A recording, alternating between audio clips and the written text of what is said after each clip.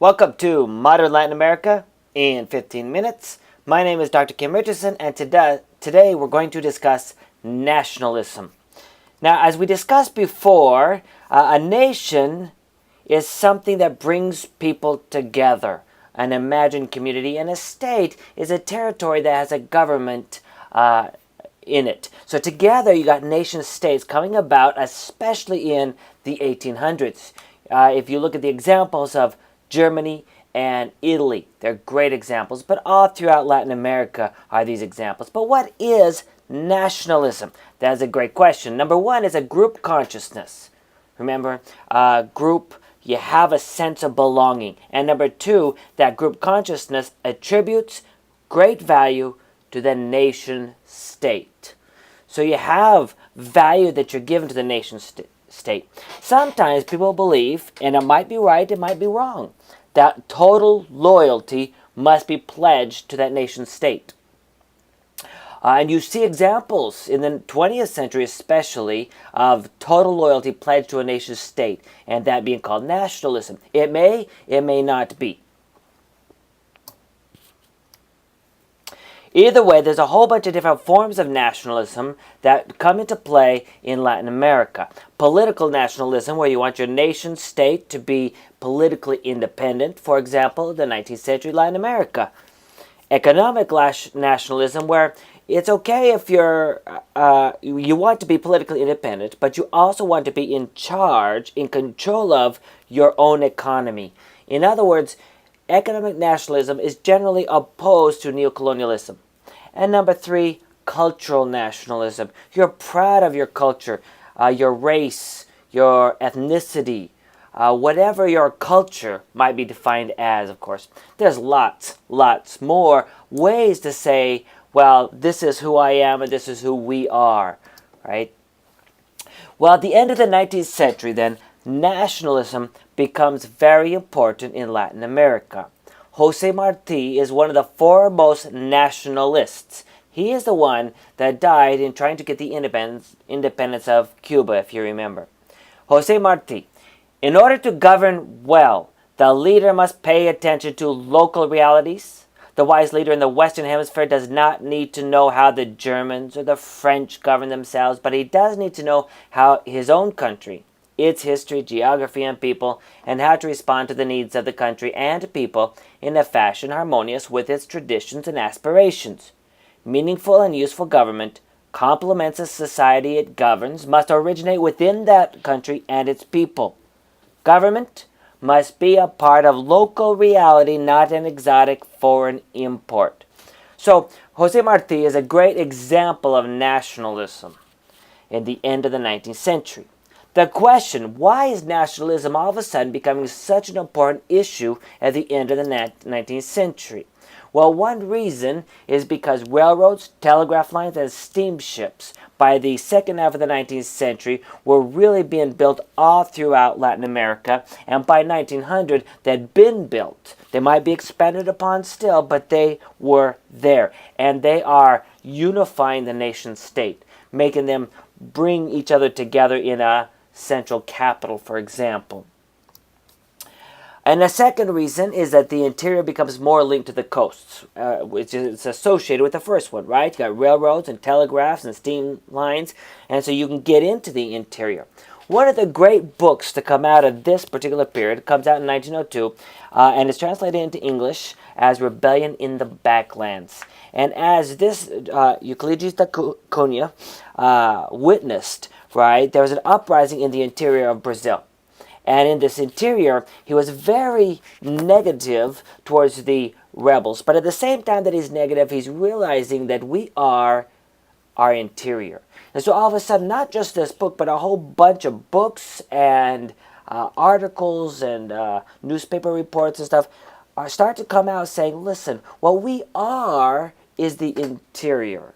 We are not just the outside. If you think about the United States too, a little bit later there's going to be, well, even then, at this time, all these Western novels, the interior becomes a microcosm of what it means to be American, what it means to be Mexican, what it means to be Brazilian.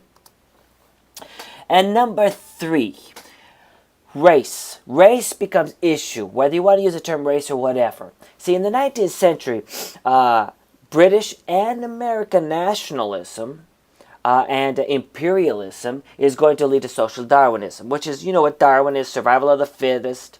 But if you apply that to society, especially sometimes it's called Spencerianism, right, and say that there are certain races that have developed, certain societies, that is, that have evolved greater than others, right? Well, this may or may not be true. It's not, but it's social Darwinism is proved to be erroneous. But either way, it says, wait a second, let's start talking about this. Are we inferior? Are we not as good as the British? Are we not as good as the Americans, right? It stimulates debate. And debate is a thing that we want to keep in mind here, because once people start talking about things, then we can figure things out, especially as people started abolishing slavery throughout the 19th century and ending up with the Cubans and then the Brazilians declaring abolition.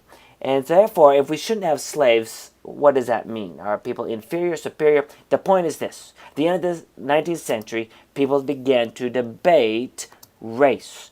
And they began to say, listen, we are a combination of Africans, of Indians, of Europeans. We are not any less important than merely Europeans or whatever, right? We are just as important.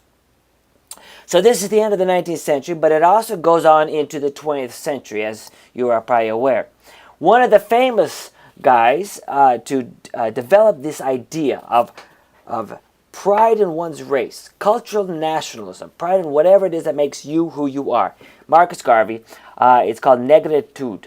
It influenced United States history as well. I have always thought that the black was searching for identity, and it has seemed that if what we want is to establish identity, then we must have a concrete consciousness of what we are.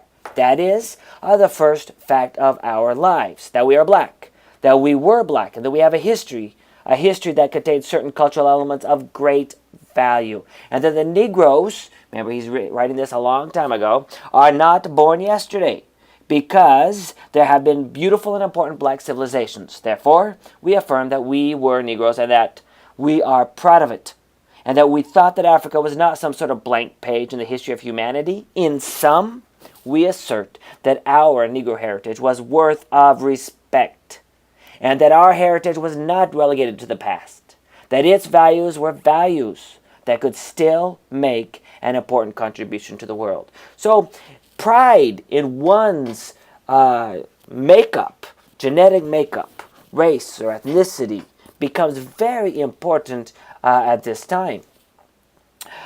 Here's another idea that comes out a little bit later, but still the first half of the 20th century, Brazil and the myth of racial democracy. What makes Brazil unique, especially later on in the 1960s, right?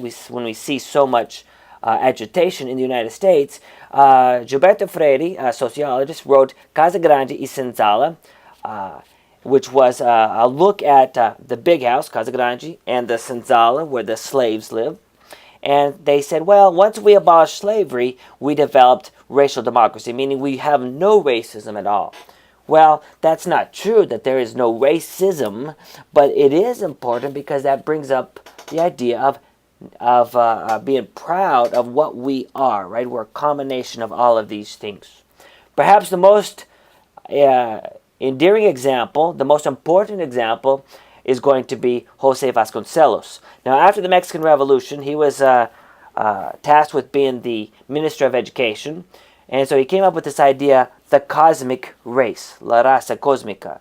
We are not white, we are not black, we are not purple, green, or whatever, we are mestizos. Mestizos, therefore, are a combination of all different racial makeups. Right? We are mestizos.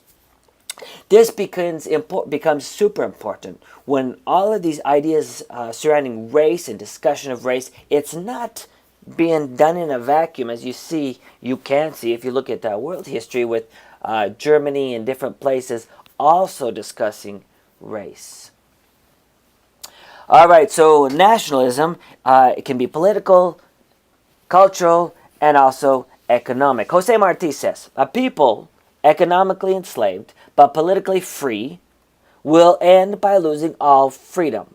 But a people economically free can go on to win its political independence. So in other words, it is important that we focus on being economically independent. Here are some good examples. We talked about President Jose Santos Zelaya, who wanted to become more economically independent in Nicaragua. And as you saw, go back here, as we saw there, he's going to be overthrown by the United States, that neocolonial power. Then you saw the Sandinistas coming about, Sandino that is, not the Sandinistas that come later, right, coming about to oppose the United States occupation of Nicaragua. Here's another example, Jose Batlle y Ordóñez in Uruguay, right? He is going to be the president from 1903 to 1907, but especially 1911 to 1915, when he's president for a second term, he's going to establish a reform movement known as Battlismo. Now, this is economic nationalism. In this, he creates the hemisphere's first welfare state. He says, listen, we want to be economically independent, not just politically, but economically. We want to be in charge of this. We're going to have old age pension. We're going to have this workers' compensation type thing here. We want to do this. And another example, Argentina, Hipólito Yrigoyen, elected in 1916. He too is going to establish economic nationalism. In this case, oil becomes very important. In Mexico, oil. In Argentina, oil. Even in Brazil, pretty soon there's going to be oil concerns, which becomes important. If you can control those resources, then you control your economy. So there's this idea of economic nationalism coming about in Latin America. It's only made possible because the economy is doing all right, and that's good. Unfortunately, with economic nationalism coming about, people are proud to be in charge of their own economy. They're proud of their cultural heritage. They're proud of being politically independent. All of a sudden, a stock market crashes. 1929. Well, even no matter how much they're trying to be economically independent, there is to a degree dependence on the United States global market. And as a result, the markets in Latin America dries up. So see, if the United States cannot afford to buy stuff from Latin America, then Latin America won't sell to the United States, and their economy, tied to that of the United States, will also decline quite a bit. So many politicians came up with this idea of import, substitution, industrialization. Why don't we stop, since we can anyway, buying stuff from the United States, and why don't we manufacture it here, right? So many people argue that once they start manufacturing stuff within Latin America, they reduce the ties of neocolonialism. Now, that might not be quite the issue. It might be a little bit more complex than that. One person, who would later become president of Brazil, actually, argued that, it's called dependency theory. The United States and the neocolonial powers want Latin America to be tied in with them, dependent on them, so that they will continue to sell their goods to the United States. Well, I don't know whether this is true or not. I've studied it quite a bit, but the reality is this. Dependency theory may or may not be the case, but in 1939, the world goes to war. And the issue becomes more important to fight this war, send the raw goods to whoever needs them, to fight against dictatorship and tyranny throughout the world. And it really does mark the end of import substitution industrialization. There's an attempt to continue on with this throughout the rest of the century, but you could say, well, perhaps it's not truly continuing on with this. Okay, so that is nationalism in a mere 15 minutes in general. Don't forget, when we were talking about nationalism, what I wanted to emphasize is there's lots of different forms of nationalism, but Latin America in the end of the 19th century, beginning of the 20th century, began to be politically, economic, and culturally nationalistic, as well as many other types of nationalism right there. So keep that in mind as we go on to the next discussion. We're going to discuss next art. Art is a nationalistic form.